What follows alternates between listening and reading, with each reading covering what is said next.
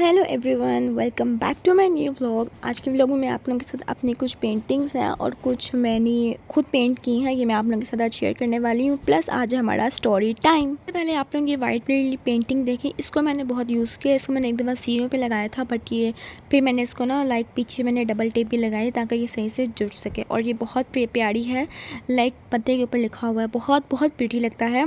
और जो स्टोरी सुनाने वाली मैं आप लोगों को मैं फैमिली के साथ एक दफ़ा एक मॉल में गई थी, और मैं उस मॉल का नाम मैं नहीं रिवील कर रही, बट फिर भी मैं आप लोगों को कुछ आइडिया दे दूँगी। आप लोगों को आइडिया हो जाएगा कि हम लोग कौन से वाले मॉल में गए थे। एक दफ़ा हम पूरी फैमिली मॉल में शॉपिंग करने के लिए गए। उसमें मैं थी, मेरी सिस्टर, मेरे भाई, मेरी फूफो और मेरी जो कज़न है वो भी, हम ये सब एक साथ ही थे।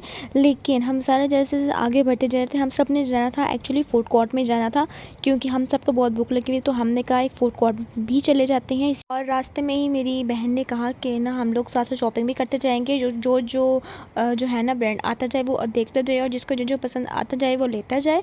तो इसी तरह मैं और मेरी कज़न हम लोग भी एक साथ ही थे। हम लोग उस टाइम बिल्कुल अपने फैमिली के साथ ही थे। हमें नहीं पता लगा कि वो लोग कब उस ब्रांड से निकले। हम लोग, मैं और मेरी कज़न, उसी को ना एक ड्रेस को पकड़ के तो डिस्कस कर रहे थे कि हाँ इसमें ये है, इसमें ये है। हमें पता ही नहीं लगा कि हमारी फैमिली जो है ना वो इस शॉप से निकल चुकी है, और हमें इस बात का आइडिया ही नहीं था। और हमारी फैमिली वाले भी इतने को है ना कि वो लोग भी आगे जा ही जा रहे हैं, और हमें पता नहीं था कि वो लोग जा किस तरफ रहे हैं। तो अब हमने कहा कि अब हम लोग क्या करें। हम लोगों ने सोचा कि चलो जाके ना उसके जो मोबाइल था ना उसकी बैटरी नहीं थी, और मेरे मोबाइल में बैलेंस नहीं था। तो पहले तो हम लोगों ने वहाँ पे खड़े होकर थोड़ी देर उनके कॉल का वेट किया। हमें लगा शायद वो लोग हमें कॉल करेंगे, लेकिन जैसे ही 5-10 मिनट गुजर गए हम लोग वहाँ पे खड़े रहे, लेकिन हमें कोई कॉल नहीं है। तो हमने सोचा चलो यार क्यों ना थोड़ा सा, अब जब उनसे अलग हो ही गए हैं तो एक ना हमने तो मिल ही जाना है ना थोड़े टाइम बाद, क्या पता वो लोग हमें थोड़े टाइम बाद कॉल कर लें।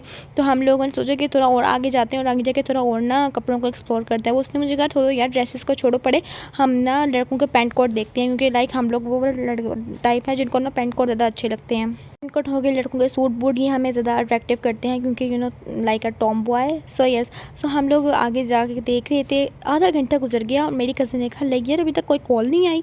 मैंने कहा हाँ यार, हमें टेंशन होने लग गई थी। हम बार बार फ़ोन को देख रहे थे, उसका फ़ोन तो बंद था, लेकिन मेरे फ़ोन में थोड़ा सा चार्ज था बट बैलेंस नहीं था। तो मैंने कहा यार चलो थोड़ा वेट करते हैं, क्या पता कॉल कर लें। उन्होंने कोई कॉल नहीं की। फिर हमने सोचा क्या पता फूड कोर्ट में चले गए हों। फिर हम लोग फूड कोर्ट में गए तो वहाँ पर भी वो लोग नहीं थे। हम लोग वहाँ पर तकरीबन आधा घंटा बैठे रहे। तो खाने की खुशबू जो थी ना वो भी इतनी तेज़ आ रही थी, और हमें काफ़ी भूख लग गई। लेकिन बदकिस्मती, बैड लक कि हमारे पास उस टाइम कुछ भी खाने के लिए पैसे थे ही नहीं। तो हम लोग क्या करते हैं, वहाँ बैठ के सिर्फ लोगों का मुँह देखते। पहले हम लोग 5-10 मिनट बैठे रहे, हमने काफ़ी वेट किया बट नहीं आया। हमने वहाँ पर एक औरत, मोटी सी आंटी थी, और वो साथ साथ काफ़ी कुछ खा रही थी। उन्होंने अपने आगे काफ़ी कुछ रखा हुआ था। मुझे लगा शायद ये अपनी फैमिली के साथ आई होंगी, लेकिन नहीं। मैं पहले 5 मिनट उनके पास बैठी रही। मैंने उनसे कहा, मैंने कहा कि क्या मुझे आपका फ़ोन मिल सकता है, मैंने एक कॉल करनी है। आगे से मुझे मेरी तरफ देखा, 2 मिनट देख कर चुप कर गई। फिर अपने खाने की तरफ मतवज्जो हुई, जैसे उन्होंने मुझे देखा ही नहीं, मुझे सुना ही नहीं। इस तरीके से उन्होंने मुझे इग्नोर किया। फिर मैं वहाँ से रीटों की तरह उठ गई और अपनी कज़न के पास गई। मैंने उससे कहा, मैंने कहा अब तुम जाओ और जाकर उन आंटी से कहो कि आंटी हमें एक कॉल करनी है कि हमें आपका फ़ोन जो है ना वो मिल सकता है। तो फिर मेरे कहने पर वो चलेंगी, लेकिन उसको भी आंटी ने बहुत बुरे तरीके से इग्नोर कर दिया। आगे से हम दोनों गए, हमने कहा आंटी क्या हमने एक कॉल करनी है। आगे से कहती हैं कि आप लोगों के कपड़े देख के लगता तो नहीं है कि आप लोग किसी बूढ़े घराने से होंगे या आप लोग कोई चोर होंगी। और ये इस बात सुन के ना मेरा दिल काफ़ी दुख गया। मैंने कहा हम इनको चोर नज़र आते हैं, किस एंगल से चोर नज़र आते हैं। कहते हैं 90 के डिग्री से। मैंने कहा चलो जी। और जो सी ये वाली पेंटिंग है ना, ये वैसे मेरे भाई ने की है, और ये काफ़ी देर पहले उसने की थी, और उसी को देख देख के मेरे अंदर भी जो पेंटिंग का था ना शौक़ वो भी आ गया था।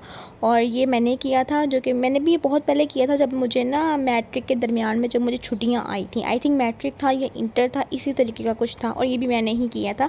एक पिक्चर से, मैं प्रिंटर से पिक्चर देखती थी, फिर उसका पेंट लेकर आती थी, फिर पेंट करती थी, और पापा से इतनी डांट खाती थी। और पापा कहते थे कि इसने तो पूरे घर ही ख़राब कर दिया, ये कर दिया, वो कर दिया। बट मैं उनकी बातों को फुल इग्नोर करती थी, क्योंकि मुझे पता था कि मुझे पेंट करना ही करना है। मैं फारिग टाइम में बैठ के और क्या ही कर सकती हूँ। अच्छा, अब हम लोग अपनी स्टोरी पे वापस आते हैं। जैसे ही तो मैंने कहा यार अच्छा ठीक है चलो पड़े, हम आगे जा रहे थे।